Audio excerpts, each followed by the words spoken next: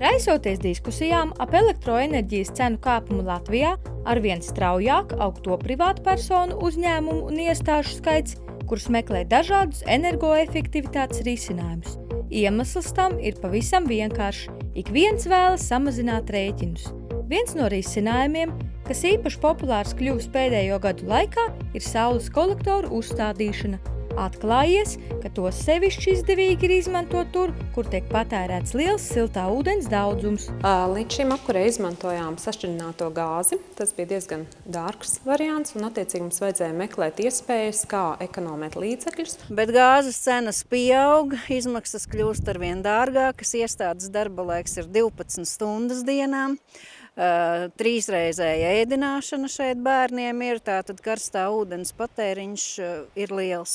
Ir sevišķi vasaras periodā, kad ir nepieciešams ūdens uzsildīšana, jo mums ir sociālais aprūpes centrs, kurā ir ap 120 klientu un audzēkļi, un lai nevajadzētu darbināt apkuras sistēmu, vajadzēja rast risinājumu. Ir kaut kādi iemesli, kāpēc cilvēki izvēlās saules kolektoru sistēmas uzstādīt.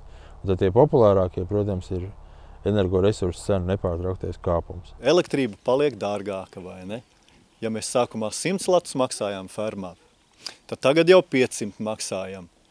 Tad atteicāmies no elektriskajiem boileriem, uzlikām malkas katlu, bet tad domājām, kā tad vēl atvieglot sev to siltā ūdens iegūšanas procedūru. Pēc būtības saules kolektors ir iekārta ūdens sildīšanai, tādēļ to izmantošana un enerģijas ietaupījums ir tieši atkarīgs no patērētā ūdens daudzuma. Jo vairāk ir ūdens, kas jāsilda, jo lielāka būs ekonomija arī naudas izteiksmē. Tāpēc atkarībā no objekta lieluma šādā veidā ik gadu var ietaupīt līdz pat 70% enerģijas, kura tiek tērēta karstā un siltā ūdens iegūšanai. Tagad nav problēmas ne ar siltā ūdens padevi, un arī ļoti ceram, ka mēs arī iegūsim pietiekoši lielu ekonomiju arī no šiem saules kolektoriem. Ir stereotips, ka zaļi domāt ir dārgi, bet zaļā domāšana ļoti bieži noved arī pie ekonomijas. Gāzes ekonomija ir pietiekoši liela. Ietaupījums ir 20 kubi gāzes dienā. Mēnesī 80 lati kaut kur naudā samazinājās elektroenerģijas patēriņš. Laikā no novembra līdz februārim, kad ar saules saražoto siltuma enerģiju nepietiek, tā papildus jāņem no esošās siltumapgādes sistēmas, kurā enerģijas avotus pārslēdz automātika. Nav obligāti ūdeni uzturēt karstu visu caur diennakti. Naktī viņš var būt nedaudz vēsāks. Un ja to atstāja cilvēku ziņā, piemēram, kādam darbiniekam katru vakaru jāatnāk pārslēgt kaut kādi slēģi vai krāni, tad ļoti bieži tas cilvēks, protams, noslinko. Un neviens jau to arī gala beigās nepamana, vienīgi rēķini ir nedaudz lielāki 1 mēnesi, 2 mēnesi. Taču pat ziemas mēnešos saules kolektori var nodrošināt pietiekami daudz enerģijas, lai priekšsildītu ūdeni boilerī, kuru līdz vajadzīgai temperatūrai jau tālāk uzsilda apkuras iekārta. Ir tā, ka Latvijā apmēram 70% visa saules starojuma ir no māja līdz septembrim.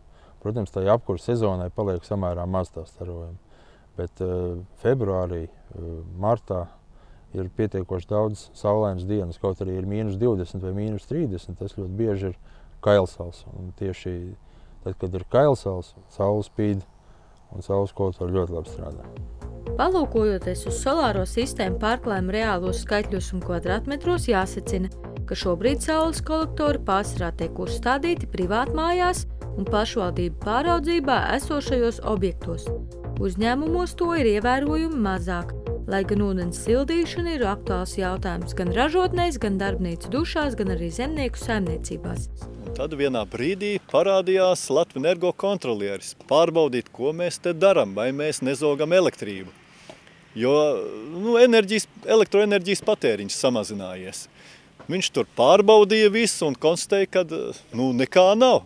Un tad es pastāstīju viņam, kad mēs uzstādījām saules kolektors un vairs neizmantojam elektriskos sildītājus. Ja vēl 2010. gadā saules kolektori bija uzstādīti aptuveni 100 mājsaimniecībās un labi, ja 10 ražošanas vai sabiedriskajās būvēs, tad 3 gadu laikā solāro sistēmu skaits valstī ir 5-kāršojies, turpinot strauji pieaugt.